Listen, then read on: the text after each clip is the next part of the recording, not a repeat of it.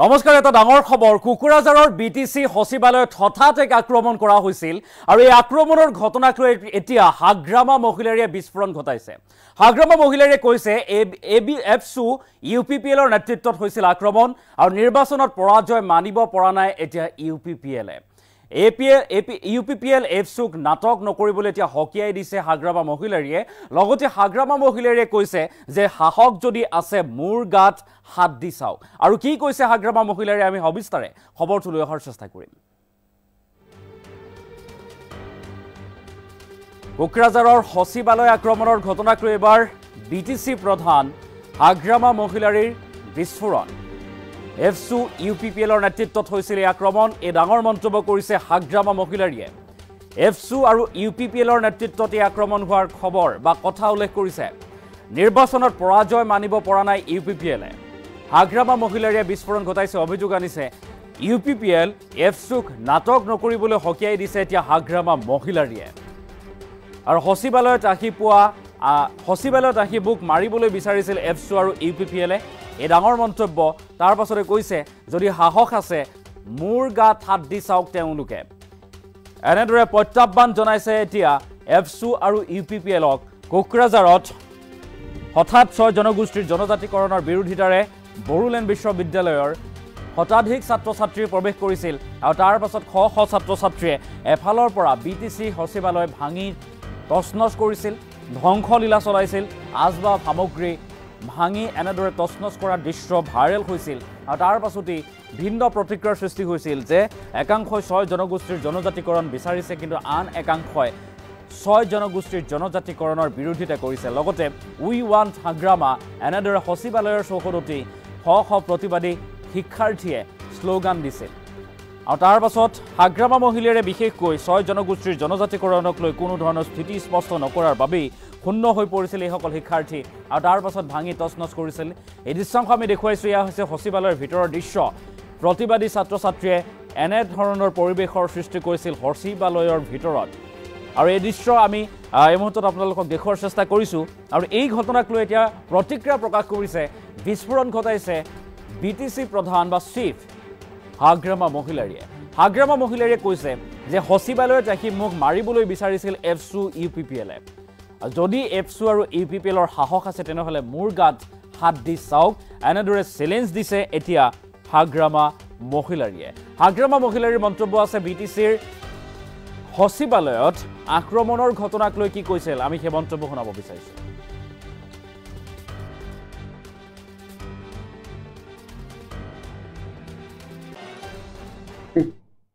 মোক কি কৰিব বিচাৰে ভাঙাই দিয়ে আৰু মোক মাৰিব বিচাৰিছে নাকি যোৱাকালি একবাৰ হাত দিব দিয়ক না একবাৰ হাত দিব দিয়ক কোন আফসু নেতা কোন ইউপিপিএল নেতা মোক মাৰিবৰ কাৰণে বিচাৰি আছে বোলে আফসু নেতা আৰু ইউপিপিএল নেতাই সাহস আছে আগুৱাই আহক না স্পষ্ট হ'ব ৰাইজে লাহে লাহেকে কোনে কি ডিচিশ্যন দি পেলাই আহিছে দিছপুৰত এইটো স্পষ্ট হ'ব মই মোৰ মুখেদি নকম ইউপিপিএল কোন নেতা আফসুৰ কোন নেতা আজিৰ দিনত 6 জনগোষ্ঠী এছটিকৰণৰ ক্ষেত্ৰত কাক কি কৰিব লাগে কাক কি পৰ্যায়ত ৰাখিব লাগে এইবিলাক ডিচিশ্যন দিয়া আফসু লিডাৰ আৰু ইউপিপিএল লিডাৰ মোক লৈ আজিলৈকে দিছপুৰ বা দিল্লীয়ে এই 6 জনগোষ্ঠী ইছ্যু লৈ পেলাই আলোচনাই কৰা নাই কিন্তু কৰিছে ইহঁতক লৈ পেলাই এইটো ভুল ছাত্ৰ ছাত্ৰীসকলৰ নহয় এইটো ভুল এই ইউপিপিএল লিডাৰ আৰু এই আফসু লিডাৰ ইহঁতৰ কাৰণে এই ছাত্ৰ ছাত্ৰীসকলক আমি ভিক্টিম কৰিব নোৱাৰো প্ৰয়োজন নাই কথা এইটোতো হ'ল আফসু নেতৃত্বত হৈছে বুলি মানে চবে গম পায় ইহঁতে যদিও আজিৰ দিনত স্বীকাৰ কৰা নাই কিন্তু যোৱাকালি এছেম্বলিত যিখিনি ঘটনা হ'ল এইটো আফসুৰ নেতৃত্বত হৈছে আফসু মানে ইউপিপিএল মানে আফসু এইটো একে কথা। এইটো আৰু যিটো ইছ্যু লৈ পেলাই ইহঁতে বাহানা কৰি পেলাই ৰাইজ কৰিছে যে জনজাতিকৰণৰ ক্ষেত্ৰত যেনিবা আমি আগত BPF চৰকাৰ থকা সময়ত আমি কৈছোঁ কোচ ৰাজবংশী আৰু আদিবাসীসকলক জনজাতিকৰণ দিয়াৰ ক্ষেত্ৰত আমাৰ কোনো অবজেকশ্যন নাই। এক্সিষ্টিং ট্ৰাইবেলটোৰ কোনো ইফেক্ট হ'ব নালাগে। এই লাইনত আমি ইফেক্ট নোহোৱাকৈ ইহঁতক জনজাতিকৰণ কৰাৰ ক্ষেত্ৰত আমাৰ কোনো আপত্তি নাই। সেই NOC-টো আমি দিছে। ইয়াত আমাৰ স্পষ্ট, আজিও আমাৰ স্পষ্ট যে এক্সিষ্টিং ট্ৰাইবেলসকলে কোনো ক্ষতি হ'ব নালাগে। কিন্তু ভাৰত চৰকাৰ বা অসম চৰকাৰে কি আইন বনাই পেলাই ইহঁতক জনজাতিকৰণ কৰিব বিচাৰিছে, এইটো গভৰ্ণমেণ্টৰ কথা। কিন্তু আমাৰ এক্সিষ্টিংটো একো ইফেক্ট হ'ব নালাগে। সেইটো ফুল ষ্টেণ্ডত আমাৰ এতিয়াও আছে। আৰু আমি যিমান দূৰ জানো, আজিৰ দিনত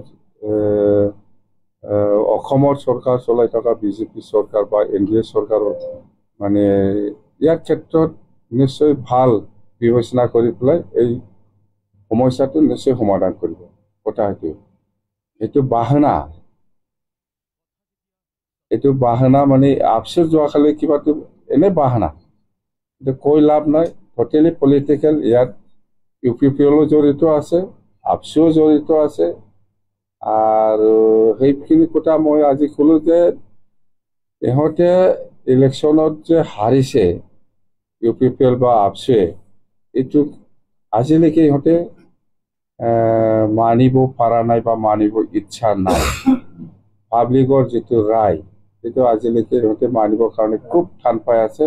যোৱাকালি যিটো এছেম্বলিত হৈছে সেইটো স্পষ্ট কথা। ST ইছ্যুটো চবেই জানে, আমাৰ বড়োসকলেও জানে, কোনোবা ৰাভা গাৰোসকলেও জানে।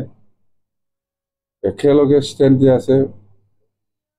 জনগোষ্ঠীৰ ক্ষেত্ৰত ST-কৰণ কৰাৰ ক্ষেত্ৰত কোনো আপত্তি কৰা নাই।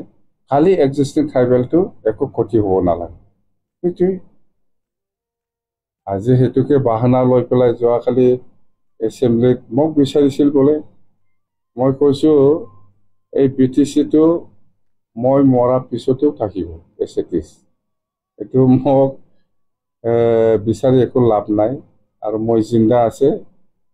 BTC বাকী ৰাইজক মই এটাই মেছেজ দিম, আজি মই মুঠতে BTC-টো BTC হিচাপে থাকিব। সেইটো একো নষ্ট কৰিব নোৱাৰিব কোনোবা UPPL, কোনোবা আপচিটো সেইদিনাই আমি যেতিয়া একৰ্ড কৰিছিলে, চুক্তি কৰিছিলে, সেইদিনাই নাকচ কৰিছে। এইটো স্পষ্ট কথা।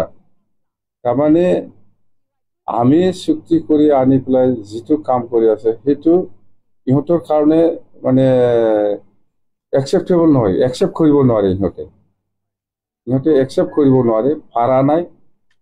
সেইটোকে আজি যোৱাকালি আৰু এক্সপ্ৰেছ কৰিলে। মুঠতে আমি যি কাম কৰে সেইটো আপচু বা UPPL-ৰ কাৰণে ভাল নহয়, একচেপ্টেবল নহয়। কথা সেইটোৱে। মোক কি কৰিব বিচাৰে, ভাঙাই দে। আৰু মোক মাৰিব বিচাৰিছে নাকি যোৱাকালি? একবাৰ হাত দিব দিয়ক না, একবাৰ হাত দিব দিয়ক। কোন আপচু নেতা, কোন UPPL নেতা মোক মাৰিবৰ কাৰণে বিচাৰি আছে বোলে, আপচু নেতা আৰু UPPL নেতাই সাহস আছে, আগুৱাই আহক না।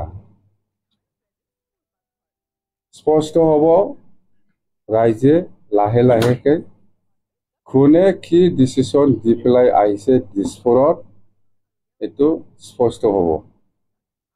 মই মোৰ মুখেদি নকম UPPL কোন নেতা, আপচুৰ কোন নেতা।